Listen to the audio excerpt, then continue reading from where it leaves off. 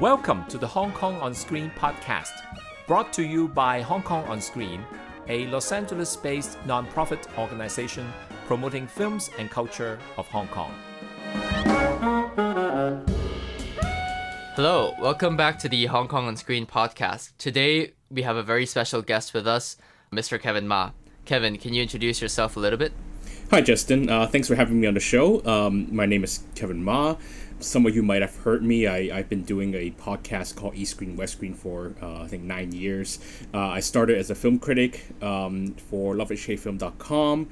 Then I sort of got legit as I began working for organizations here, writing for Hong Kong International Film Festival, Udine Far East Film Festival, doing Q&As for Asian pop-up cinema in America.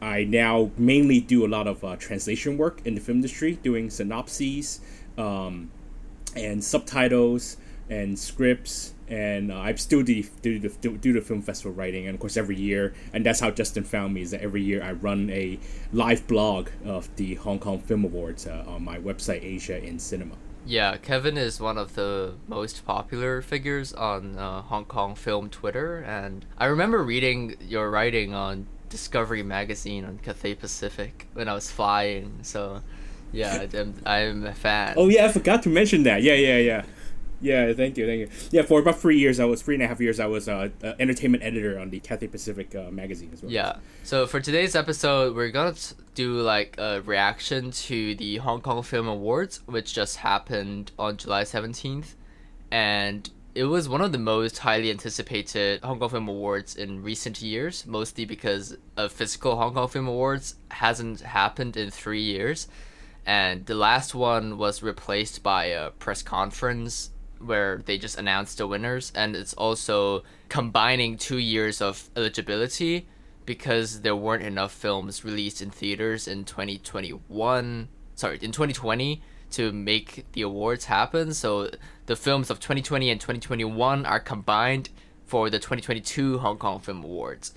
And, well, we now know Raging Fire, No Fall, by the late director Benny Chan, won Best Film and Best Director, and Limbo and Anita are the two other biggest winners. So, Kevin, tell us your immediate reaction to the Hong Kong Film Awards last week. Well, I can't be completely unbiased about the awards, and because I've worked on some of the films that got nominated. Personally, I thought Limbo or Anita would have a chance to take the final award. Raging Fire, I think everyone expected Benny Chan to win the award. It's a posthumous award. Unfortunately, he passed away director Benny Chan passed away in 2020, just before post-production started on the film. And he's a very well-liked character in Hong Kong film industry, so it was very much expected that he would win, and it was of course a very decent film. But I think for it to go as far as winning Best Picture, I think that was a bit of a surprise for everyone. And otherwise, I think everything sort of fell into expectations. Sia Liu, everyone thought Sia Liu would win for Limbo. A lot of people thought that Fish Liu would finally win something. No one knew which film, but she finally won something. Anita took a lot of technical awards. I think a lot of it was pretty much within expectations. Yeah, right. The big story of the night is definitely Raging Fire kind of surprising everyone at the end with not Best Director, but Best Film. And I think a lot of people were expecting, me including, were expecting Anita to win because, well, I wasn't in Hong Kong when Anita came out last year, but I was aware that there was this huge marketing campaign by the distributor Edco Films, and it eventually became the second highest grossing Chinese language film of all time. So they definitely made Anita a cultural phenomenon, and they've kind of done this tactic before with the Cold War films, so I was definitely expecting it to win. So I consider it quite like not a failure, but a disappointment for them because of the aggressive campaigning they did. I don't know if you agree or not. Well, here's the thing. First of all, I worked on Anita from a very, very early stage. So I've seen the film evolve over time, and so I can't be completely biased about the quality of the film itself. In fact, I actually haven't. My secret is I haven't seen the final theatrical cut. I've seen so many versions of the film that I haven't actually gone and seen the final theatrical cut. I think it's totally understandable Yeah. if you got tired of it. Well, I didn't get tired of it, but it was kind of like I've seen it like 10 times right now. So it was kind of hard for me to go sit in the theater and watch it again. Plus, I would have to, like, I couldn't resist, checking my work on the film because I did subtitles. So I couldn't get into a theater and watch it. But anyway, the word of mouth wasn't exactly great on Anita. I think everyone will agree that, or most people will agree that Louis Wong did a great job. I think most people will agree that Fish Liu did a great job. I think most people will agree that special effects recreating old Hong Kong was great.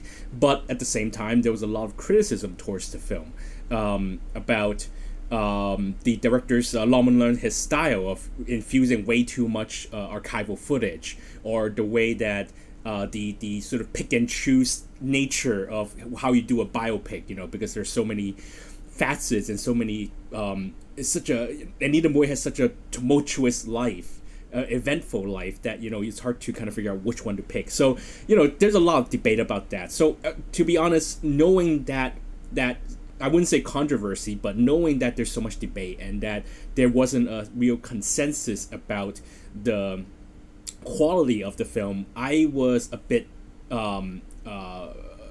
at least until the award started, I was a bit on the fence about what his chances was at winning the Best Picture award. In fact, I thought the most consensus that everyone had about being Best Picture material was Limbo, because so many people in the film industry love that film. Of course, it's no film has 100% agreement about where it's good or not. But because I know some people that really hated Limbo, but at the same time, I think the loudest about Limbo chances of winning Best Picture, or the chances that it was really a great film, I thought Limbo really had a chance. Right. Well, Anita was not really favored by the critics community in Hong Kong, and Limbo won the Hong Kong Film Critics Award for Best Film, which is like the only other major award ceremony in the Hong Kong film industry. Well, there are some minor ones by the Directors Guild and the other guilds, but the major ones are mostly the Hong Kong Film Awards themselves and the Film Critics Awards. And Limbo kind of swept that ceremony, so I definitely agree that Limbo was the art house, the critics' pick. And I wonder what you think about Drifting, which was also another art house critics pick that got completely empty-handed at the awards. I think it broke the record for most nominations without any wins, so that was definitely also like a pretty big gesture to me, actually. I wonder what you think about that. Well, Drifting, I think Drifting's biggest chance was, or at least at awards, was Francis Ng, who has been nominated for like 6 or 7 times at the for Best Actor now, and I thought Best Director Jun Lee would have had his biggest chance as well. But then the thing is, I think a lot of people saw that it was Jun Lee's second feature film, so a lot of the voters thought that, well, you've had your chance. Right. So they thought they would give it to someone else, someone who's really a first film. Yeah, because the Best New Director award, the eligibility is the first or second film. So by that standard, Jun Lee got nominated. But I think a lot of voters was like, well, let's give it to someone who actually directed his first film, rather. But I thought, and unfortunately, Francis Ng went up against, 80, just give me the age again, 85 Patrick Say. I mean, of all people, yeah. Because if there's anyone who is, because the Hong Kong Film Awards has this sort of hierarchy, right? And I think it's sort of a secret, unspoken hierarchy that if certain people waited a long time, oh, maybe it's his or her turn. The way that Andy Lau had a ton of nominations before he finally won for Running Out of Time. The way that Lau Ching-wan had a ton of nominations before it was finally his turn. So everyone thought, well, it's finally Francis Ng's turn. But then you had an 85-year-old Lifetime Achievement Award winner who hasn't won before. So it was his turn. So that was the really unfortunate turn of events for Francis, who I thought really did well. I was kind of pulled for Taek Won-ho as well, but Taek Won-ho lost at the Golden Horse Awards, so I kind of thought, okay, well, maybe the support just wasn't there. So right. Yeah. So unfortunately, Drifting, very strong film, but just really had very strong competitors in the categories that it had really chance. Right. I think the kind of the age and experience thing, where you kind of have to wait for your turn to win, is one of the things the Hong Kong Film Awards somewhat shares with the Oscars, in terms of like there's this overdue factor that if you're overdue, you're kind of more likely to win, even if it's not your best work. And I definitely agree that Francis Ng is kind of like I think he's kind of like the Leonardo DiCaprio of Hong Kong, where people are just like he hasn't won for so long that it's just kind of become a meme at this point. Everyone's kind of like, it's his turn this time. Never mind, he's never gonna win it. It's like, it's really sad. I think he definitely deserves a few in the past. Well, I don't know. I mean, Patrick Say waited 85 years, so it's fine. I'm okay with this. Yeah, I do think Patrick Te did a great performance. I think out of the main contenders, Zero to Hero is the one that we haven't discussed, and I was also quite surprised that it wasn't a great night for that film either, because it had enough industry support last year to become Hong Kong's pick for the Oscar for Best International Feature, which obviously wasn't nominated, but clearly it had a lot of industry support at that stage. So I wonder kind of, what do you think happened that made it not that, well, aside from the surprise Best Supporting Actor win, which went to a 16-year-old actor, Feng Houyang. Yeah. So that was a great surprise. But fun. other than that, Zero to Hero didn't really win a lot of awards. What do you think about that? Yeah, I thought that maybe the coda factor, this is what I call it now, the coda/Green Book factor would sort of play into this win. The fact is, I think, just like the Oscars, just like most film industry award these days, there is sort of a generational split. The people who decided on Zero to Hero's representation of Hong Kong at the Oscars Best International Film race, those were decided by the older people in the industry, I think. What we call the bosses, right? So they picked a crowd pleaser. They picked something of a inspirational story, and actually it really did well at the box office. In fact, it actually beat Raging Fire at the box office, Zero to Hero. So it was an easy sort of pick for the older sector of the film awards, but of course at the same time you have the younger voter base, the more sort of I guess the art house leaning sector of the voter base who didn't quite go for it. I actually fully expected either Mason Fong or Leung Chong-han, who played the older So Wai in Zero to Hero, to pick up the best new performer prize. I thought that was really the most competitive category of the night. The fact that I think all the best new performer nominee got best supporting or best actor or best actress or best supporting actress nomination, that's really saying something about how competitive this field was this year.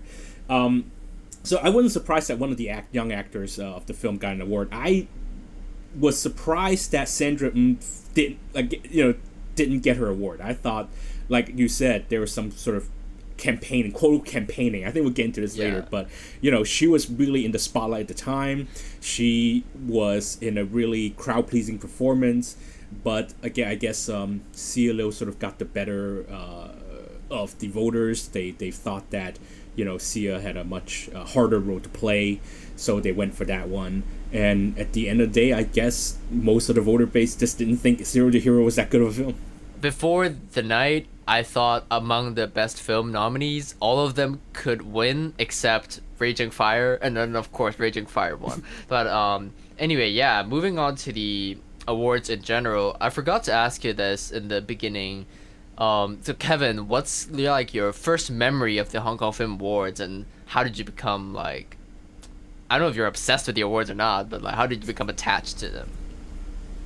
Well, actually, I'd like to hear your thoughts first, because I mean you're much younger than I am, and of course you grew up on Hong Kong cinema, and because I have like you said, I have a bit more complicated history of it, so I'll come back. You can come back to me later, but I'd like to hear your thoughts about how you sort of became. What is your attachment to I don't know, awards? this like exposes my age. Like you have to say in Cantonese, it's like bolo niling. Yeah, my first memory of the Hong Kong Film Awards is Ip Man winning Best Film in 2009. I remember like watching that on TV, and I guess it just kind of bestowed some kind of legitimacy and respectability to the film.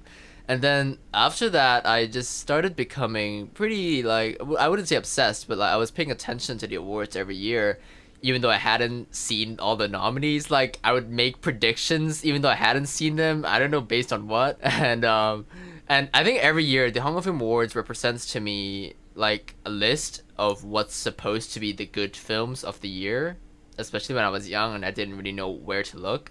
because in Hollywood, for example, you have things like Rotten Tomatoes and Metacritic, where you can try to find out what movies are the good ones released that week or the year. And in Hong Kong, there isn't really this kind of aggregator. So every year I'm just lost, and I'm like, okay, among the 40 Hong Kong films released this year, which ones are the good ones? And every year I just relied on the Hong Kong Film Awards as kind of like a guide to what the best films of the year was. Which obviously now, in retrospect, I realize that's a pretty flawed strategy, because sometimes some not so great films win at the awards. But back then, when I was a child, definitely it was a pretty big deal to me. What about you, Kevin? Well, see, you grew up you're used to seeing only 50 or 60 or 40 Hong Kong films made every year. Imagine when you're living, when 100, 150, 200 Hong Kong films are coming every year. That's even harder, right? I grew up in that time, kind of. I sort of really came into being as a film fan during the beginning of the downfall of Hong Kong cinema. So, I saw the sort of how the mechanics of the industry, and I saw how difficult things were becoming. And but anyway, how I began to get attached to the awards. Well, when I came back to Hong Kong in 2007 to pursue my master's, I was running a film blog at the time. It was a film news aggregation blog. So I was rounding up film news every day and translating, the headlines or whatever for people. And I thought, well, I needed some material for the blog. And I realized that I was the only one who is geeky enough to be watching the Hong Kong Film Awards every year and to translate it for people online, live for free, for everyone. I thought, oh, that's good content for my blog. So I had a niche there. So I started sort of doing it.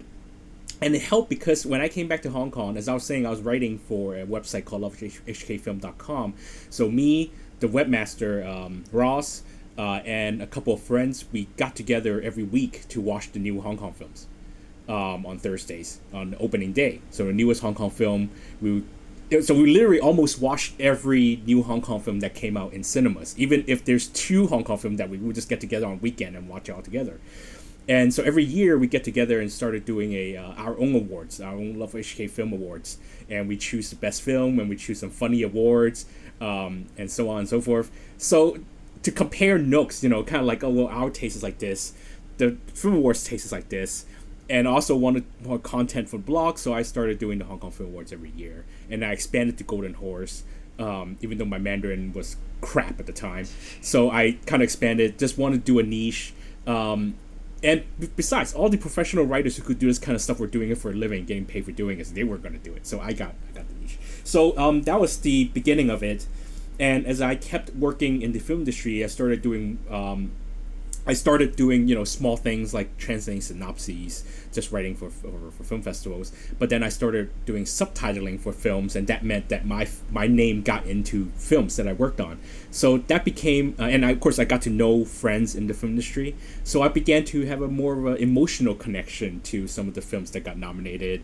I wouldn't go as far as to say that I only root for the films that I worked on, but I would be happy for people I know that have worked on films that won. I'd be happy for films that I worked on if they won. For example, I worked on Project Gutenberg, and I know that there was a lot of controversy when that won Best Picture, but at the same time, it was great for my resume. So, to be honest, so that's a very complicated relationship with the awards. But as I grow closer to industry, even though I don't have a vote in the awards, I get sort of more emotionally attached to the awards. Right. So I think the biggest burning question in my head for you, who is part of the industry, is so I'm actually more of an Oscars obsessive than an HKFA obsessive, mostly because there isn't really anything you can obsess about with the Hong Kong Film Awards other than the month when it happens and the nomination stage. So yeah, for the Oscars, obviously you get these kind of huge for your consideration campaigns, like film festivals, the press circuit, it's just kind of insane. It's like the FYC industry, the awards industry in Hollywood has become an industry of its own inside the film industry. And we don't really see any of that in the Hong Kong Film Awards, or at least on a much, much smaller scale. So my question for you is, in the Hong Kong film industry, how does awards campaigning happen? And is it actually a thing? It's not particularly a thing. I think so. I did a bit of interpretation for the Zero to Hero team when they were trying to campaign for the Oscar, and they had to hire a PR firm in America to help them out. So because they kind of don't really have the manpower or the resource or sort of the know-how of trying to run a campaign like this. Because let's face it, the Hong Kong film industry is much smaller and much more closely knit than the typical than like the American film industry. It's kind of like an annual dinner. Let's face it, it's like a company's annual dinner.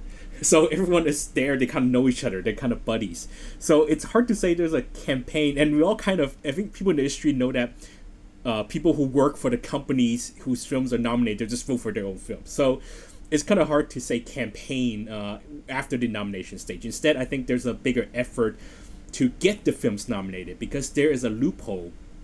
Not a loophole, but there's a rule that is similar to the Oscars in that if a film plays publicly in cinemas for I think 5 shows or 5 days, I think it's 5 shows. If it plays 5 shows or more before December 31st, then it gets nominated. Then it's eligible to be nominated for the awards. So in a typical year now, at least in the last few years, towards November and December, you start to see films that wouldn't come out until maybe the spring or the summer. They would get the 5 shows in December to sort of attract the possibility of nominating them. So film companies would hold these screenings. They would open a small amount of seats, maybe 20, 30 to the public, and the rest they would invite professionals, so critics, actors, whatever, people who would vote for the awards, whether they're not on the nomination committee or not. They would hire those people to show up to watch the films and with the hopes of nominating them. So a few companies, that actually has worked for quite a few films. For example, Mad World, 一念無明, that played in Toronto, and then in December it got a couple of screenings.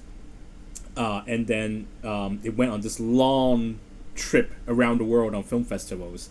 And then when it got a bunch of nominations at the Hong Kong Film Awards, it finally got released. So it banked on those Hong Kong Film Award nominations. So that's the idea of campaigning. But most of it is using the awards to bolster the commercial performance of the films in Hong Kong. That's sort of the idea. I think that also worked on...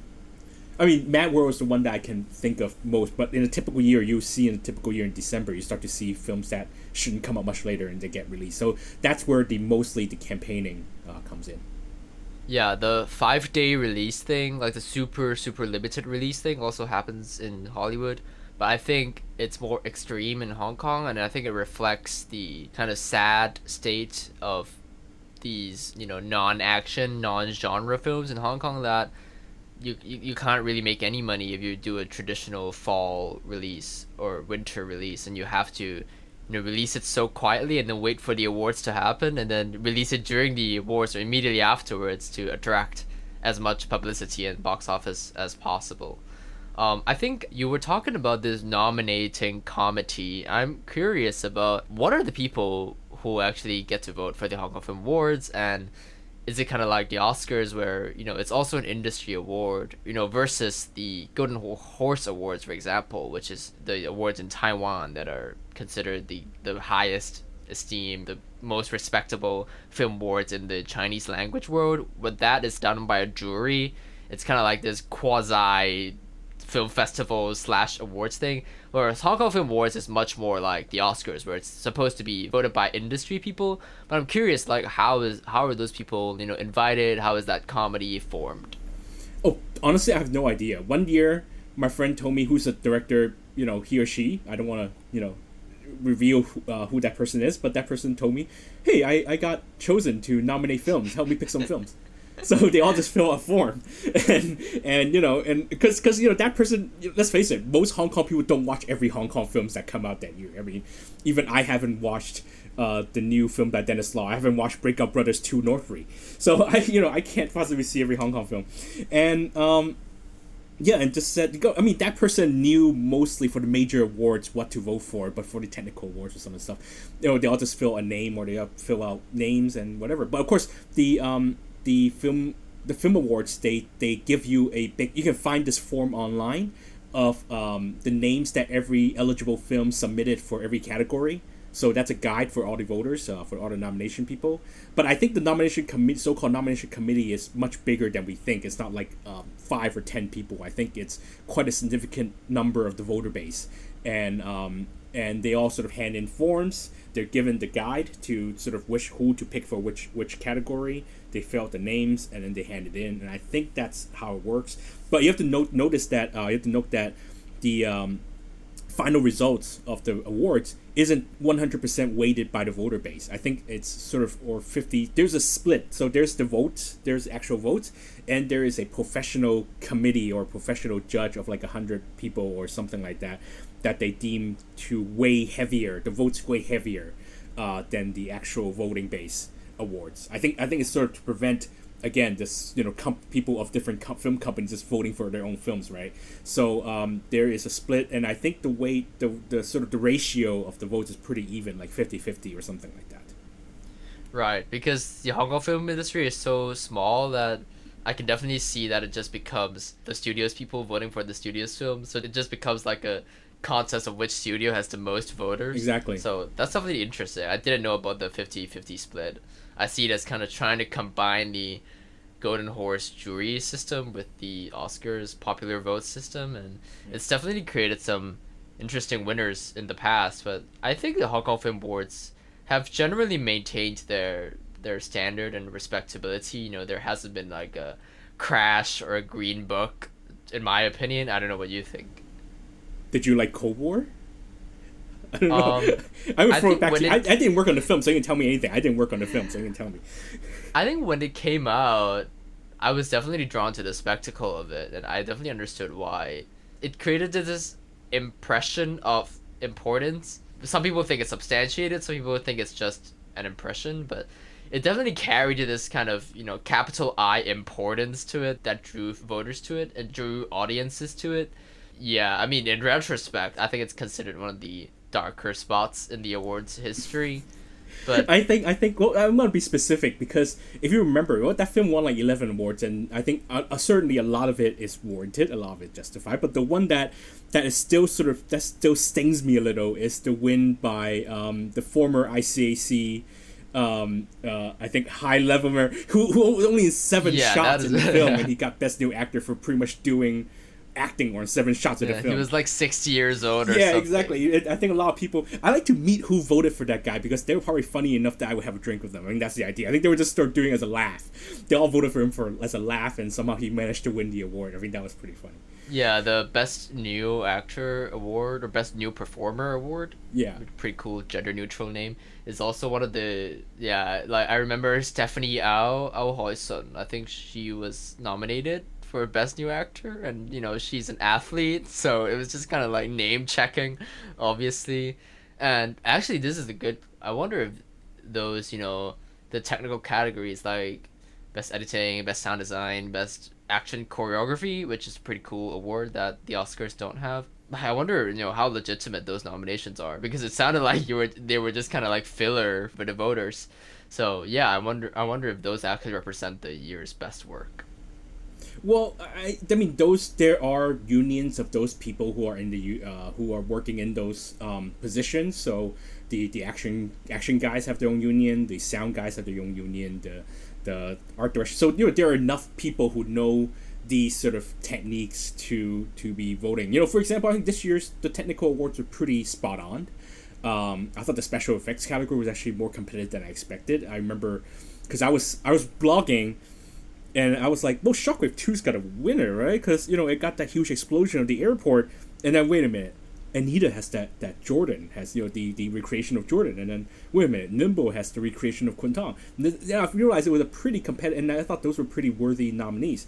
Limbo winning Best Art Direction, again, it was fine. It was perfectly, makes perfect sense. The fact that they created the most realistic garbage heap I've ever seen in the history of film. That was pretty good. And then there was what was the one that I thought? Yeah, the Raging Fire Best Action Choreography. That was the only award. That was the only choice in that category that made any sense to me to win that award. So they made pretty good choices. I think in all, I think people who work behind the scenes know the hard work that it takes to create a lot of these things, and I think they tend to get it right. I think in terms of technical awards. Yeah, cool. I think going back to this year's ceremony, the 40th Hong Kong Film Awards, what's kind of like your review of it? Was it well produced? Or, it's the first time it's happening in Star Hall, which is a concert venue in the same building as View TV, which is also the broadcaster. I think one of the organizers of this year's award. So yeah, like, what do you think of the production in general? So the awards tend to be held in the Grand Theater, the Cultural Center. I've been to that venue because the Hong Kong International Film Festival puts their biggest screenings in that room. So I've been there quite a few times to watch films. It's a smaller venue than Star Hall. I think it's about 1,000 people, I think it sits. So smaller stage, but at the same time you have this sort of very prestige feeling because it has it's 3 floors, I think. There's like an upper stall, there's a stall, and then there's downstairs. The acoustics is quite good. It creates a lot of chances for, like I said, it's an annual dinner, so it creates a chance for people to riff sort of off the cuff a little bit. Star Hall is a bigger concert venue. I think it sits like 3,000, 5,000 people, something like that. So bigger stage. So production-wise, it was fine. The show scale was fine. I thought, I remember very distinctly that they didn't pass out the first award until 45 minutes into the show, which was a huge problem for me. But the problem was that they had to also give time to pass out the awards from 2 years ago when there wasn't a ceremony. So they had to invite all the winners to come up to give their own speeches and give them time of day. So I understood that. But giving Michael Hui the Lifetime Achievement Award at the beginning of the show was a bit odd to me. I thought it was very odd. Mirror, I'm sure we have to do a whole thing about Mirror soon. But I mean, the show, otherwise, once you get past that, the show was fine. It was a very typical award show. It was weird to not have a host. Kieran Pang, who is a very famous theater director and theater actor, and I think she was working on the committee of the awards. She did this thing where she was kind of the host, but she wasn't. She came out and said a few things, but then she didn't introduce any of the presenters. There wasn't even any names on any of the presenters. I think it was such an annual dinner vibe that everyone felt that, we all knew everyone, so we don't need any ID for anyone coming out, which was weird. And that sort of had me on my toes, kind of identifying everyone. But yeah, and of course the fact that it's on TV, that View TV really wanted to wrap it up on time, so they rushed through quite a lot of the categories. I was like, this is a lot. You guys are throwing out like 6 awards at a time. So that kind of gave it a rushed feeling to the show overall. But otherwise, it's no worse than when TVB was producing it and they were cutting speeches for ads. Oh, that was really that was a dark period for the awards. So otherwise, I was okay with it. It's not like a great show. It wasn't a terrible show. I wish they bring back a host. But we'll go in a little bit more. I want to hear your thoughts first, Justin. What do you think of the show? I definitely think inviting the 39th HKFA winners back was a nice touch, and I'm surprised that it went so smoothly. I mean, I'm glad that they rehearsed it and it was generally it wasn't like bothersome or taking up too much of the time. I do think it was a very dry ceremony that had that annual dinner vibe. It's definitely super rushed towards the end. It's funny because now that we've seen it, we think, oh, it was too rushed, it was too quick. And the only segment that happened was the in memoriam segment and the Mirror performance. Mirror is the current boy band sensation in Hong Kong. They are like everything. They are, they're just... It's the BTS of Hong Kong. They're the BTS of Hong Kong. That's the easiest way to put it. Yeah, it's like the cultural ubiquity of them is insane. And it's funny because the Oscars, every year, people are like, stop the skits, cut the stupid skits, cut these segments. No one cares about a James Bond tribute at the Oscars. Just give us the awards. And then now we saw these awards being handed just as the awards and nothing more. And it was kind of too quick for some people, including me. And I definitely thought it's a shame that it was so dry, but because it's the 40th anniversary after all. But the chairman, Derek Yee, Yidong Singh, he said there are restrictions because of COVID, and I don't know if they're true or not, but I do think it's a shame that the 40th ceremony was this dry and small.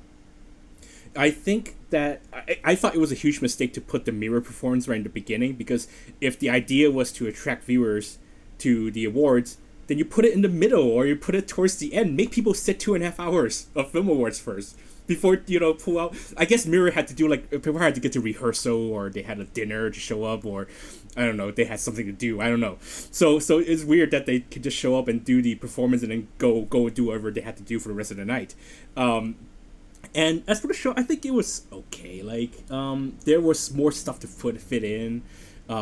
I was a bit disappointed that I think in a smaller ceremony, sort of like the one in Cultural Center, there would have been a standing ovation for Michael Hui. This is a really big deal to me because of all people to give a standing ovation to, you have to give a standing ovation to Patrick Say, and no one stood up for Michael Hui. That was the weirdest thing to me.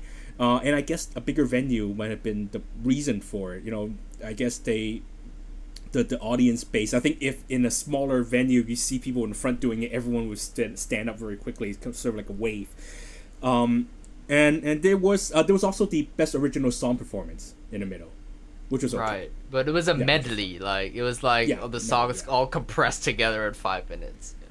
Which was fine, because I would have hated it if they split up over the show. I would have been like, let's go, let's wrap it up, right? And also, I think one thing is missing without the host. So in the past, you would have people there would be multiple hosts. I think in the past we had at one point we had 4 hosts in one show. And then they would be sort of riffing off each other. Everyone would go off script. There's a script. I'm sure every category, every presenter had a script. But it seems like at least half the people don't follow it. That's the tradition of the Hong Kong Film Awards. No one ever follows a script because they see their buddy on the stage and they want to tease him a little bit, whatever. Eric Zhang, when he was the host, he did that. Sean Lau, which was a weird choice for a host, but it was weirdly effective. He had riffed on his buddies a little bit, and that was really a lot of the fun of the Hong Kong Film Awards, seeing the hosts they sort of riffed on their buddies. Sandra Ng, who was a nominee for Best Actress, she's famous for going on stage and messing up the script. She goes off script, scares all the nominees by going on and on, droning on and on about making her jokes, and then gives Andy Lau every Best Actor award possible, just for a joke, just to take the piss. So I missed that kind of humor in this year's awards. And I hate to say, because going off script means longer award shows, but I wish there was more people going off script. So I think one person went off script, and that was Derek Zhang and Stephen Fong. Stephen Fong was making a quip about Derek's dad not being at the awards and how Derek was gaining weight, looking more like his dad, and then they kind of went off script and made a joke about ViuTV. I wish there was more of that kind of riffing at this year's awards. Yeah, I think I don't know, I think Zhang Gaofai also went off script, he said the winner's film wrong, which I think is really funny. I think they were trying to highlight a lot of the new actors as the presenters, but they were, I think they were scared, they wanted to do a good job, so they were sticking so closely to the script that it was just kind of dry and humorless. And you definitely forgot about the previous ceremony where there were 38 hosts, because it was the 38th year and they were trying to highlight 38 new actors. So there were 38 I remember hosts. that. Yeah, they paraded all of them out in the beginning, and I couldn't keep up with any of them. Yeah. Yeah, I do think it was weird that I don't think they even publicized their Mirror performance. It wasn't like they were advertising the show as featuring Mirror. It was just kind of like this underground hush-hush thing where there might be a Mirror performance tonight. So it was just weird. Yeah, I think they were trying to use them to replace the traditional song and dance routine at the beginning because they didn't have one this year. They've been trying to do that for a few years, ever since Derek Yee took over as the chairman of the awards, and he's trying to make them better and more presentable and more like the Oscars. And I do think on the topic of the ratings, it did quite well, actually. I think the Hong Kong TV industry is kind of traditionally dominated by TVB, the biggest broadcaster, but that night actually it was almost 50-50. I think the TVB side only had 13 points, which is a big shame for them, and ViuTV had 10 points, which is a very, very, very good result for them. So I'm very, very glad that so many people tuned in to watch the Hong Kong Film Awards. I'm glad that they have some kind of popularity that the Hong Kong Film Awards can carry on, even though I don't know what's going to happen then next year, because we only have 8 months of eligibility because cinemas were closed for the first 4 months of the year. So I don't know if there are going to be enough films to make a respectable ceremony next year, but we'll see. Yeah, I think we probably won't see the Hong Kong Film Awards again next year. That's my sort of instinct. I think Derek Yee, the chairman, he's very pessimistic about seeing the awards back next year. But I'm sure, Hong Kong will somehow manage to show up enough films to get an awards going. I mean, I know that I've worked on quite a few films that haven't been released yet, so I know those films are ready. So there will be films coming out soon. I think Hong Kong film industry will survive. I think it needs something like the Hong Kong Film Awards. Even despite the difficulties the industry is facing, I think you do need that kind of because there's a lot of debate about at this moment in time in Hong Kong's history where people should still be celebrating the film industry or should the film industry still be celebrating. But I think the city and the film industry deserves at least one moment to sort of give itself a pat on the back for what it's done. Right, I agree. I do agree that there will be enough films to make the awards happen. And it's happened in the past where it looks so dire and then it still happens. So I think it will be possible. So see you in 2025. Right. So any more thoughts about the Hong Kong Film Awards or for me before we wrap up? I mean, one thing that TVB did stop doing like a week after the ceremony is that they decided to stop announcing the ratings. So I guess ViuTV really did some damage. Yeah, that's definitely true. I didn't think about that. Yeah. Oh, by the way, I guess one last thing we should discuss a little bit. Did you watch the red carpet show? I did intermittently, yeah. I think is it the first year that they've done it on TV, the red carpet? I don't remember it happening before. I think so, and I thought it was terrible and they should replace the host. I know that they hired the same guy to host every red carpet. Every public thing that ViuTV does, they hire the same guy, but they really should hire a writer. They really should just do better. I don't know. Yeah, I want to say that I do think ViuTV did a great job leading up to the awards. Like the week before the awards, from Monday to Friday every night at 10:30, there was this game show called Kamjang Wan Ga, which was literally just a Hong Kong Film Awards trivia show for 5 nights leading up to the ceremony. And I'm like I can't imagine the Oscars doing that actually. So it was actually TVB wouldn't even do that, so forget it. Yeah, like it showed how much ViuTV cared, or I don't know who initiated it, but whoever did cared about the Hong Kong Film Awards and our culture and our history. And yeah, I do think ViuTV did quite a good job, and I hope they become the broadcasting partner in the future. And yeah, no, I agree. I think there's a lot of improvements to be made, but at least they respected the awards enough to show all the speeches. And I know that's a low bar to clear, but hey, TVB didn't do that, so. Yeah. Well, thanks so much, Kevin, for a great episode on the Hong Kong Film Awards, and thank you so much for doing our podcast. Yeah, thank you for having me. Thanks for listening to the latest episode of the Hong Kong on Screen podcast. Bye. Bye.